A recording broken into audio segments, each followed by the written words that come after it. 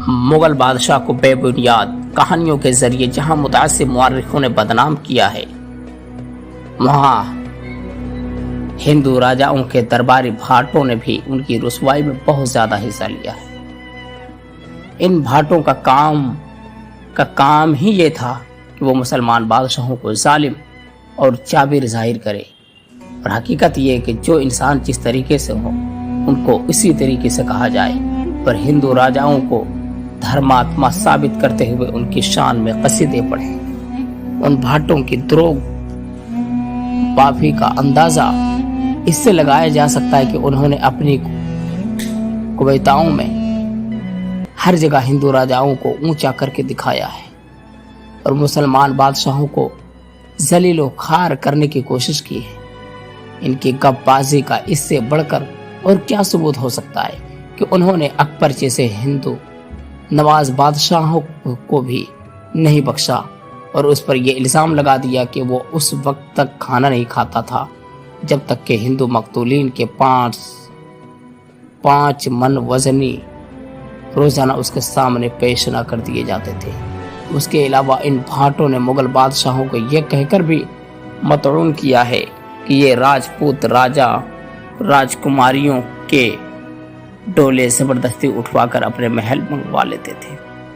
हालांकि मुगल तारीख में एक भी ऐसा और ऐसी कहानी मौजूद नहीं है कि किसी मुगल बादशाह ने जबरदस्ती किसी राजपूत राजकुमारी पर हाथ डाला हो।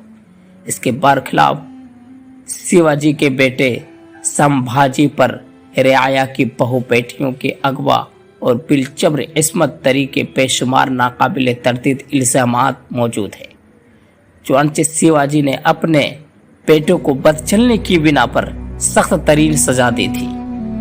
इस चीज का हमको इकरार है और ये बात सूरज की तरह रोशन है, दिन की तरह रोशन है। कौन नहीं जानता, सब जानते हैं। मुगलों ने जरूर राजपूत लड़कियों से शादियां की, लेकिन ये शादियां ना तो नफ्स परस्ती की खातिर हुई, सिर्फ अपनी ख्वाहिश की वजह से सिर्फ नहीं की, और ना किसी मजहबी तासुब की बिना पर की कि हम उसे मुसलमान थे, बल्कि ये खालिस और सिर्फ इस वजह से शादियां की कि इसमें मकसद था सियासी, जिनका मकसद था कि हिंदुस्तान के मुस्लिम फर्माबरदार और हिंदुओं में ना टूटने वाला रिश्ता कायम हो जाए, आपस में दोस्ती मोहब्बत और उल्फत कायम हो जाए। चुनांचे इन शादियों से ये फायदा भी पहुंचा कि अकबर, जहांगीर, शहंशाह और औरंगजेब के इब्तदाई दौरे हुकूमत तक राजपूतों और मुसलमानों के ताल्लुकात निहायत ही खुशगवार रहे और मजबूत भी हो जाए। शादियों की एक खुसूसियत यह भी है कि ये तमाम के तमाम शादियां हिंदू रस्म और रिवाज के मुताबिक हुई और किसी एक हिंदू राजकुमारी पर भी मजहब के तब्दील करने के लिए, मजहब को बदलने के लिए जोर नहीं दिया गया। यही तो बात है दिमाग में रखने वाली। जितने भी उनके मजहब दिल नवाजी यहाँ तक के की गई है, महल के अंदर उनके लिए छोटे छोटे मंदिर तक भी बनवा दिए गए थे। इन हकीकतों और कहानियों के बावजूद भी अगर मुगलों को बदनाम किया जाता है तो ये क्या खुल्लम खुल्ला और ये खुला हुआ जुल्म नहीं है?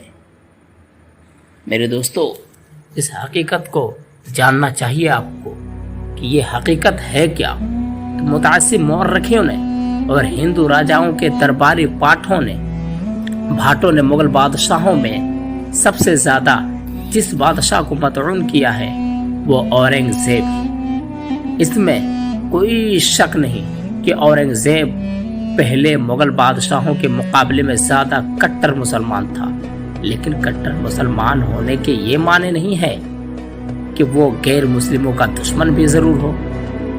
यही तो बात है। कट्टर मुसलमान होने का मतलब ये है कि वो अपने हर मजहब की वो हिफाजत करते थे। किस तरीके से बात करना है, मोहब्बत से लोगों के साथ कैसे भलाई करना है, ये हुआ। चाहे कोई भी है, मुस्लिम हो या गैर मुस्लिम हो, चाहे किसी भी धर्म का, किसी भी मजहब का, उनके साथ भलाई करना है।